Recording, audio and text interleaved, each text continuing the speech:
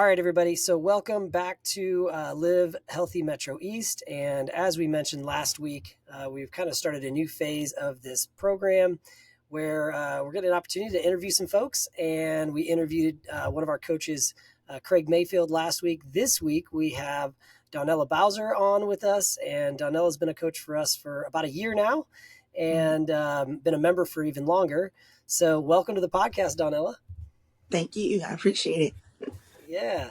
How did you, just to kind of kick things off, obviously, you've been coaching with us for a little while now, but really you started as a member. And tell us a little bit about kind of how that got started, how you found us, and what brought you to Metro East. Absolutely. So the Air Force made me move to Illinois. So after some research and some time of being here in 2020, I found this gym just by looking online. I just Googled closest CrossFit gyms, and this gym was the first one that came up. And I figured, why not? Let me just see what it's about. Now, I would imagine we probably did some level of a free consult or no sweat intro at that time. Yes, absolutely. Yeah. I remember you and I had a conversation on the phone then because it was COVID days. So yeah, that's how we met. Yeah, we still do. We said, hey, listen, we're still doing your free consult. You just have to do it on the phone with us. We can't talk. But now, so did you join with us like while we were closed? It was shortly after you reopened because I remember the squares on the floor, and that was my first time in the gym. How did you feel about working out in squares? It was a little different, but I was like, I get it. I understand because of COVID. But it was very well organized. So we all had our own little boxes set up with our foam rollers and the bands and everything we needed. I know. I think back to that, and I know, and I can share in this with some of my other coaches with our OCD of setting up our rooms, is that having the squares was kind of nice. Like, no, go to your square, take all your equipment there. Like, you don't just get to go off into this little like weird corner thing. And I kind of liked that for a while, but yeah, I know it was a little different for folks. Now, were you doing CrossFit prior to coming to Metro East? Yes. So prior to moving here, I lived in North Carolina, and that's where I was doing CrossFit. But my really introduction to CrossFit was in Japan. So that's when I learned that, CrossFit existed. I saw people working out and actually joined the gym in Japan and went through their mechanics or fundamentals class and learned the movements. And I just wanted to stick with it after that. Now, was that at an affiliate on the military base there? Well, I started on the base, and then after a while, I just looked outside of the base because I didn't want to just be around military members. Nothing against military members, but I felt like I needed a different group of people that were a mix of, Japanese people as well as Americans. And so that's why I chose to go off base. And it was an actual affiliated gym. Very cool. Very cool. Yeah, we've had some former clients over the years that have been stationed in Japan, and so they've trained at affiliates. Or we actually had a gal that came through at one time that she was over in Japan during a lot of the time during regionals and the initial like kind of qualifications as those things changed around the game. So I think she ended up going to the games maybe because she really was in I don't know if that was the Asian regional at the time or whatnot. But she had dropped in at our gym a couple times. And so I feel like that Japan locale has been very familiar, obviously, with us being close to a military base. We've seen a lot of members and clients go that way. Now, tell me a little bit about that. How'd you get started in the military? I know you recently retired, but how'd you get started in the military? What kind of brought you into that? Absolutely. So my senior year of high school, I knew I didn't want to go to college. One, I didn't have any money for college. And two, at 17, 18, I thought, in my little world, I was over school. I needed to a break from school. So I decided to just get out there and see the world and just travel. Very cool. I grew up in a big family. And so we had 7 kids with my parents. Like my parents had divorced and remarried, and so in the process, I remember my parents were like, listen, we can't afford to send you to college. Like, you can go to the junior college and we can help you out with that. But if you want to go to like anything other than that, you're going to have to get some scholarships or something. And so back then I was competing. I was, an athletic kid. And so I was competing in a lot of sports, and I was like, well, I'll just, I'll go ahead and get, some athletic and academic scholarships. But I always had the plan, like if that didn't work out, I was just going to go into the military. And that appealed to me. I thought that was cool. I thought, especially, you can get to the point where back then, you get your school paid for at some point or another. And so that was an appealing move for me. Now I ended up, getting some scholarships in that, but that was the only way I was going to a 4-year school. And I still wound up with student loans. So I wasn't that good. Well, so what got you started working out in general? Was it the military, or was it did you always exercise? Did you play sports as a kid? How did you start with fitness? It was really the military. I was not like an athletic kid by no Okay. means. I mean, I had a short stint playing basketball. Learning basketball was not it for me. I did a little Yeah. cheerleading. That was not it for me. So I very quickly learned that I am not athletically sound. So I figured the military made me run and made me do push-ups and sit-ups and all that. So it kind of introduced me into fitness essentially because of the military. Now, when we actually have a kid right now that's getting ready to go to basic, and so he's doing some training with us to get prepared to go into to the Air Force. And I told him the other day, they asked, like, do you have a lot of kids that come in and do training with you prior to going to basic? And I said, no, we really don't.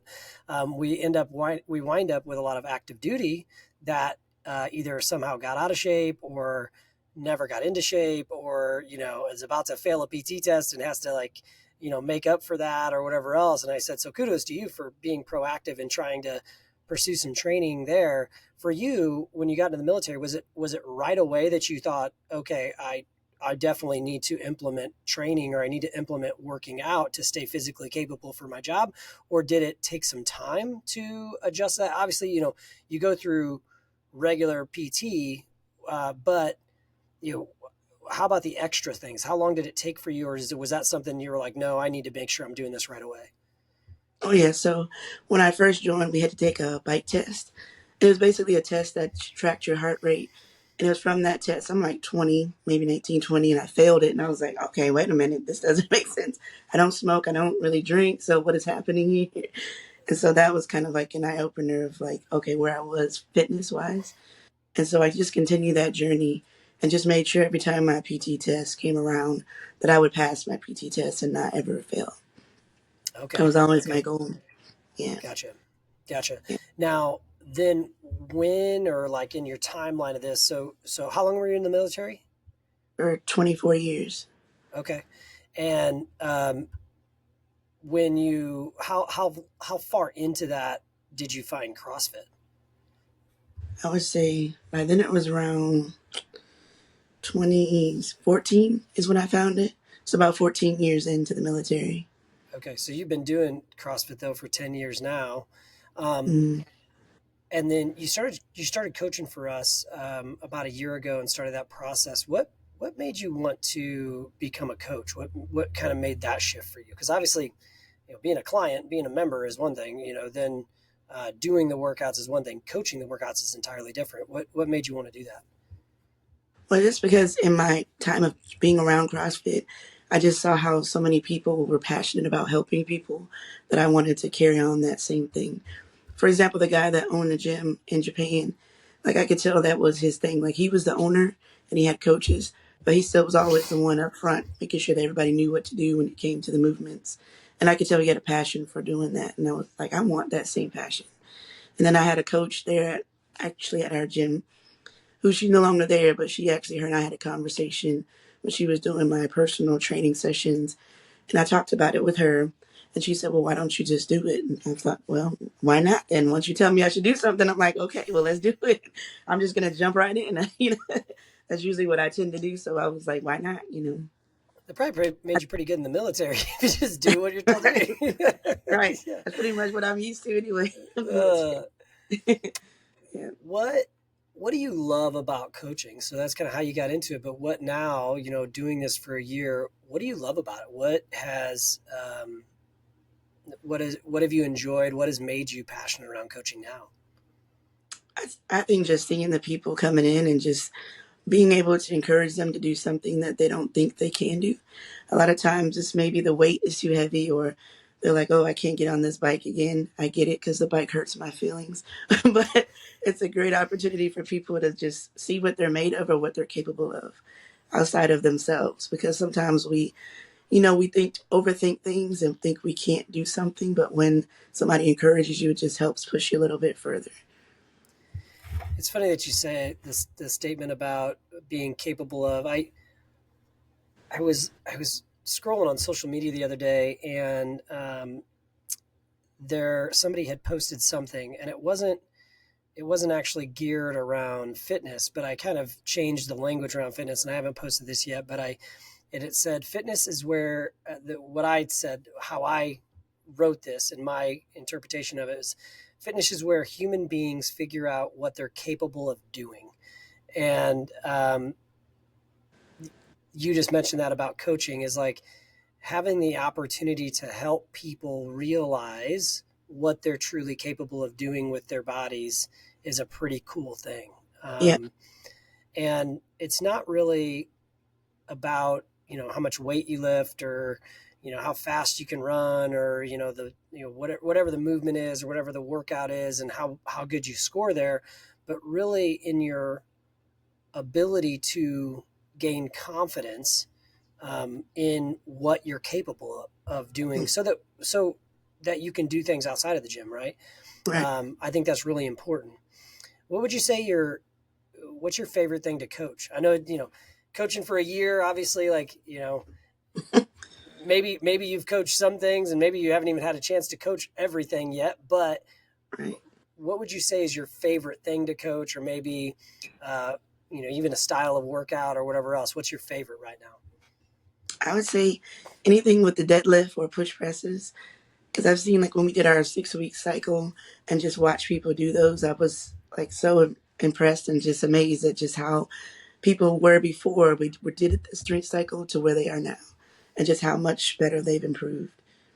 That's the best part. It's just one of those where you get like goosebumps watching people do them, yeah, and seeing how Yeah, far they've come. Yeah, that's pretty neat. And even though I was talking to a couple clients about that, you mentioned like that little 6 week cycle that we did, and you know, in our group classes, we have these different focuses that we'll go through, and throughout the year, we have these phases of training that we go through, and everything kind of progresses along throughout the year. And we did this 6 week program where we had a little bit of a hyper focus on the deadlift, on the push press, and on the back squat. And even though I was talking to one of our clients, and they've been here for going on a decade, and so obviously they're fairly well trained, uh, but they said, it's really nice to have those little kind of hyper focused times where we can work on these movements, and I just feel better with the movements. And really, how much strength do we develop in 6 weeks? Physiologically, not much, right? It's very difficult to gain a lot of strength in 6 weeks. That takes a lot more time for the body to adapt and develop.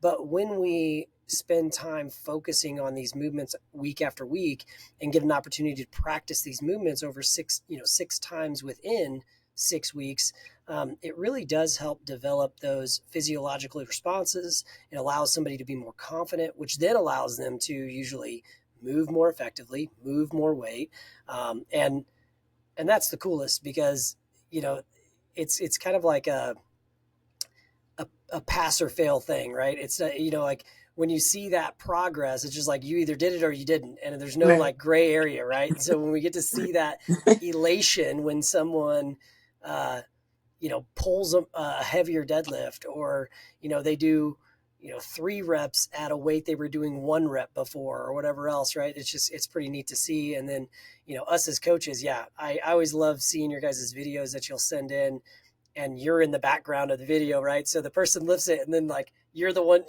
sometimes the coach is the one cheering the loudest in the video. And so it's I love seeing that. And given the hooting and hollering there. Um, so one thing that you've done over time, and I don't know when this started, but I know, I definitely started paying attention to this a few years ago, but you've done a lot of volunteering at CrossFit competitions. And I'm not talking like just like, the CrossFit competition down the road. Like you went to Miami and like volunteered at Wadapalooza, and would you go to the Masters Championship not too long ago? Like what got you into doing these to volunteer? Because again, like you don't have to go do these things. And most of the time I know I've been a part of either running competitions or helping out with competitions, and volunteers are hard to get. And whether that's judging, whether that's setup, whether, any of those things, what got you into doing this volunteering for these competitions? I would say after I left Japan and went to North Carolina, I saw the games, on TV when it came around. And I was like, man, I want to be there because it just seems so fun and exciting.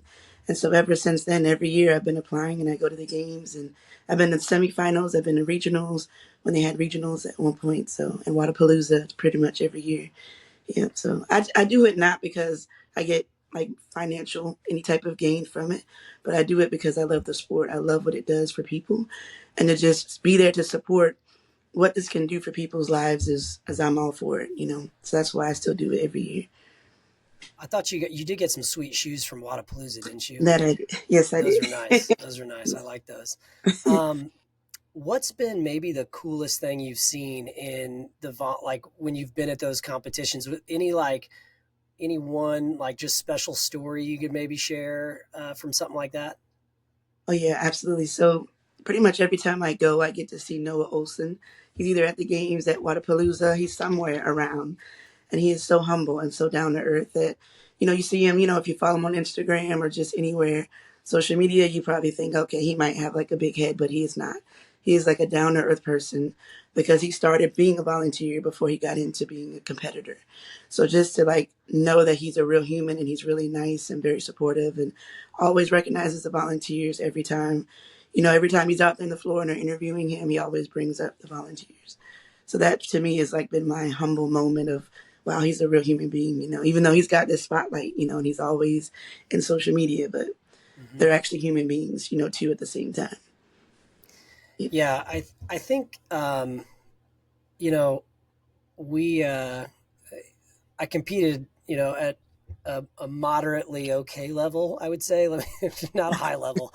Let's just call it what I think I got to the sport sooner than all the really good people showed up, and so that allowed me to have some early success in a sport that just wasn't as popular yet. And so once all the real guys showed up, then that's when I needed to step aside. But um, one of the things that I have always held to, especially in the sport of CrossFit, and there's different sports that are similar. I think that in track and field, I always notice this. I think in golf is something as well, but in CrossFit too. And there could be other sports out there, but those are just kind of my immediate ones that I think about. Is this mutual appreciation for one another, as much as yeah, everybody's out there grinding and trying to do their best and trying to beat people, obviously, and the sport of CrossFit has obviously gotten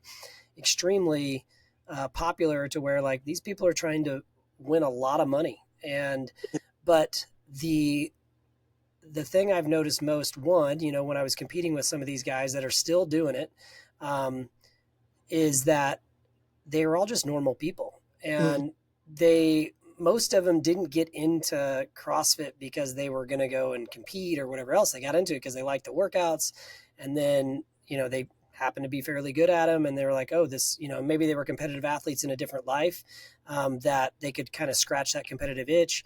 But the coolest thing I've seen is that they're all just normal people, and as big and as popular as they are on social media, and my wife and I went to the games, and we've been a couple times, but I think it was in 2019 we went, and she was adamant that we were going to meet Tia, Uh, and And, Tia, I think at that point, I think was on maybe her second or third championship. And we happened to be staying in the same hotel as a lot of the athletes. And I don't know that we really planned that. We just happened to, it was kind of the closest, and we got a room. And then next thing you know, like we're in the elevator, and we're, going down with, Katrin David's daughter. And then, another time we're, Cole Sager's there, and, everybody just like, hi, and of course, like, we're just trying to be normal. And, but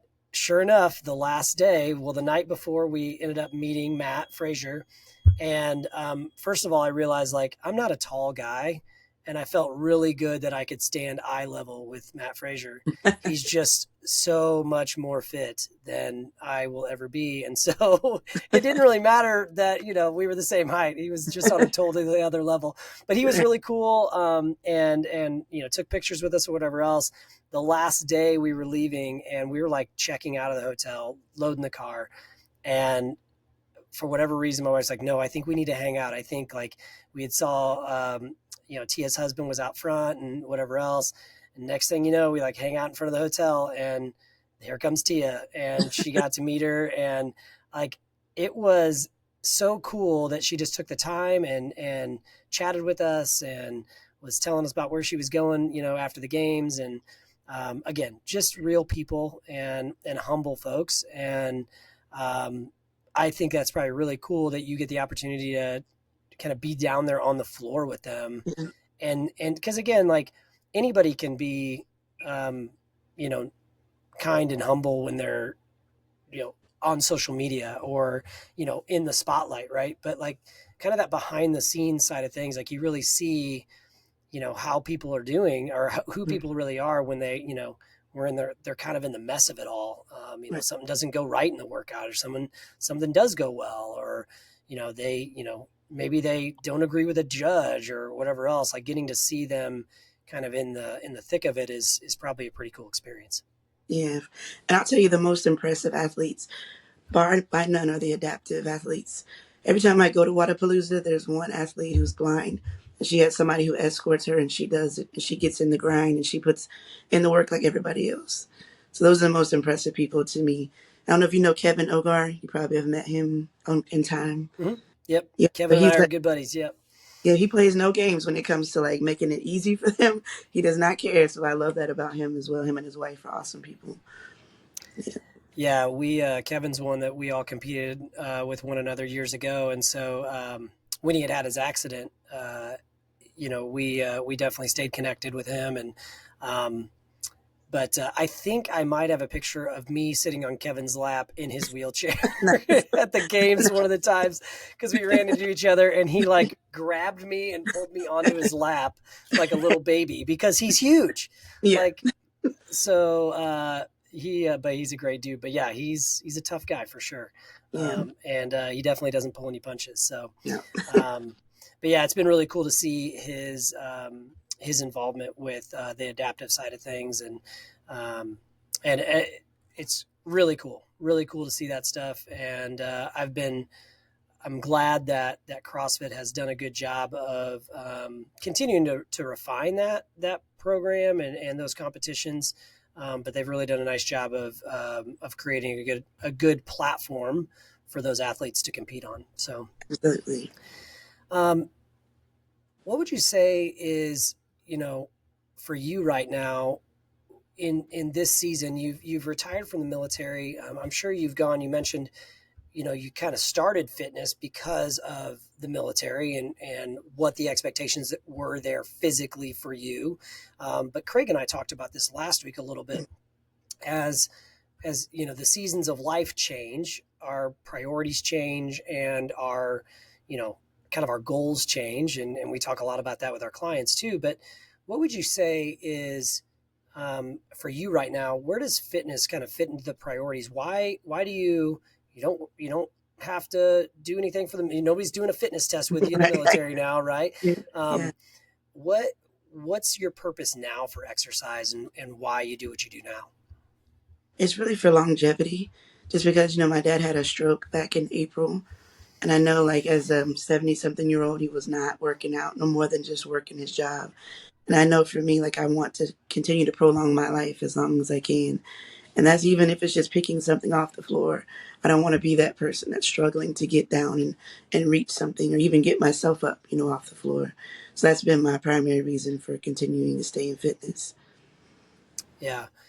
Well, I mean, I think that that's when we can have that perspective, there's really no end to it, right? Because we're never going to be at a point where we're done, right? Right. It's, Right. you know, Yeah. um, and Craig was talking about the piece for him. Was trying to maintain his back squat as close to 400 pounds Oh, yeah. for at least till 50, right, or through 50, and he knows that's going to take some work or whatnot. What do you measure there? Like, do you have some like guidelines where you kind of, all right, these are my priorities of what I want to focus on, and I know that like I'm meeting the mark that I've put for myself. Mm. I would say just like the weight ranges or being able to meet the time domain for the workouts themselves. That's to me how I measure my fitness or level of, okay, did I meet the intent of the workout? Did I actually push myself hard enough today? Or did I kind of like, scale back a little bit? Mm-hmm. That for me is how I measure how, my overall fitness of where I Is there am. And any, it's a me versus a me versus everybody else. Cause it's really about when I walk into the gym and I work out for myself, how do I feel after the workout is done? Do I feel like I gave everything that I had for that workout for that day? Yeah, we talked a little bit about that comparison piece, right? We talked about the leaderboard and all of a sudden we diminish what our progress is based on someone else's progress, and it can be stifling to stay motivated and to want to continue to do the things that you're doing in the gym if you're constantly comparing yourselves to others. Um, is there anything, exercise wise or movement wise that you have like something you're striving for right now specifically? Any movements that you're really focused on right now to get better at? Definitely, I'd say like pull ups is my biggest thing. It's been like that thing that's hanging over my head for years. And I haven't quite gotten there yet, but I'm working on. It's probably a lot more than just pull ups, to be honest with you. But that's the main thing. I think I saw you. I think I saw you hitting some tough jumping pull ups the other day in our highlight reel from November, though. So Oh yeah, you're you're getting after it because I remember in the Open this last year. I oh remember that yes, being a really tough movement for you, yes. The chest up. and yeah, and just seeing that progress over the last 6-8 months has been tremendous. I mean, and I think that's something to be said is like one of the things with our newer coaches, and I know you and I have had this conversation within our internship process and our training for you guys as a staff, is that um, I think sometimes uh, clients think maybe that like as coaches, like we're not all working on things too, and we're all trying to get better at certain things. We all have our weak points. We all have, whether that's an injury or an issue that we have going on or mobility, problems there. And I, my thing is I always try to, sometimes our coaches can come to the floor and be a little bit maybe insecure about some of those things that they're working on. But I think when our clients see that, hey, I've got goals too, and I'm working towards this and I'm trying to progress there, it actually, I think, gives them peace of mind to know that like, no, we don't have everything figured out. We're working on these Mm. things as well. And then also that they understand that like our priorities are different, right? If whether that's longevity, whether that's performance, whatever else. And I think that sometimes our clients think that like, oh, we're always trying to like, we're always working out because it's our job or whatever else. And it's like, no, it's part of this longer goal and this longer piece, that we're striving for. Oh yeah, absolutely. And for me, I'm a firm believer that coaches have to be coached too, because goodness knows I don't know all the things, and I'm not going to pretend that I do. So to be coached by another coach to me is a win for me. Yeah, to be able to have that time during class and somebody else coach me through something that maybe I don't see because you can't really see yourself, unless you have your camera out to see your movements. But it's nice to have that. Definitely. And I know that you get into our classes a lot. I know that all of our coaches, try to. It's hard with our schedules, because if we're coaching, it's hard for us to not be coaching and then, Right, right. do that, right? So I know that we all struggle with that, but I know that's something that you've been consistent about, and I've actually been jumping into a couple of your classes, trying to get into those as well, because I need to be coached as well.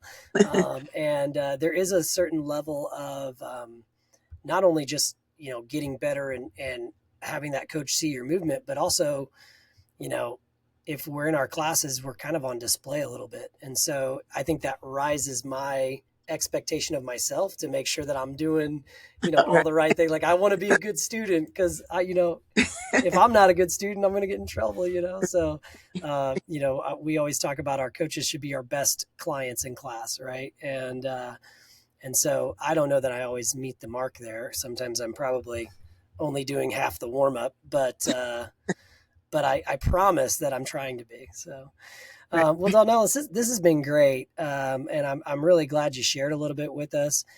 Is there anything that you would like, when you think about people working with us, and because obviously we have a lot of clients that'll listen to this podcast, but we also have people that may be getting exposed to who you are and who we are as a gym. Is there anything that you would share with someone that maybe is kind of on the fence about maybe what they want, if they want to, join a gym, or we're kind of at that point of year where we're finishing up the year, we're getting ready to start the new year. So a lot of people, they go into that new year and they're like, man, I've got some goals, or I want to make this big change or whatnot, but they may not know where to, kind of where to start. Or they may be starting to explore some options. Is there anything you would give to someone, or encourage someone about if they were looking to join a gym or looking to start a new routine? Absolutely. I would say just do it. I mean, instead of overthinking it or talking yourself out of it, just try it and see if it's for you. And I would say, like, at our gym, it's more about the community for me, and the feel of being a part of a family that is outside of my bloodline family. And I feel like if that's a place that you can feel like is your second home, then you're in the right place for sure. Yeah, I think that one of my mentors talks about, like, we all have like three places. So it's like, you've got home, you've got work, and then there's always a third place right there. So for some, it might be the church. For others, it might be a club or an organization that they volunteer at or they're a part of or whatever else. But one of the things I always think about is wanting to be someone's third place, right? Mm. And not that, please let me be clear, that doesn't mean I want to be your third place over church. Right, I, right, I value that, but so, right. but we want, like, but to have that other place, right? And a place that they can feel a part of, a place I think a lot about it. I talk a lot about it around, we all long to be part of a tribe, and to have a sense of belonging and security. And I think that's a lot of the reason why people stay. Mm. And I say that only because it's not always the reason why people start.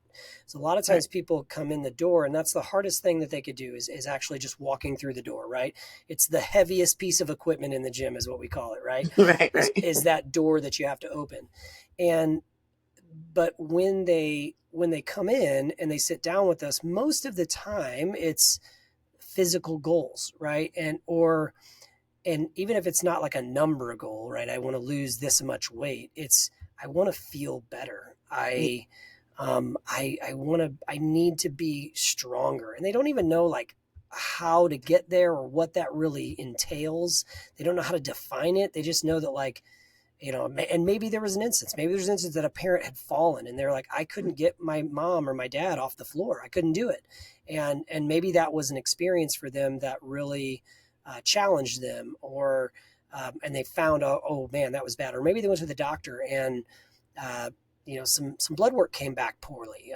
Or, now all of a sudden they're pre-diabetic, or they've got higher blood pressure, or their cholesterol counts up. Something happened that justified this change. And they come in, and so they're not really looking for this place of belonging. But what I find is, while they're getting started, they figure out that Oh man, that becomes one of the reasons what they love about the place is Mm, I just love the people. I love the people I get to work out with every day. I enjoy this community that I have. I feel that the coaches care for me and they take care of everything for me when I come into the workout. Like, and it becomes much more about the people and the belonging than it mm, does about the goal. And right, because they stick around along the way, the goals start to come along with them. So I'm right. really glad that you shared that. And well, this has been really good. And I know that this probably won't be the last time we have you on. And it's been good. I know you were battling a little bit of a sore throat, so hopefully I didn't make you too hoarse. Do you have to coach tonight? No, I don't. Oh man, so good. This is the most you have to talk tonight. Okay, that's good. Yeah. I'm glad that you don't have to be hoarse. I feel like anymore now when if I coach more than about 3 classes, I'm hoarse and I sound like I'm a 12-year-old going through puberty again by the time I get home. So, Right. um, but good. Well, good. Rest that voice. And it's been so good to have you on today. And I look forward to getting a chance to talk to you again soon. All right. See you later. All right. Thanks, Dawnella. No problem.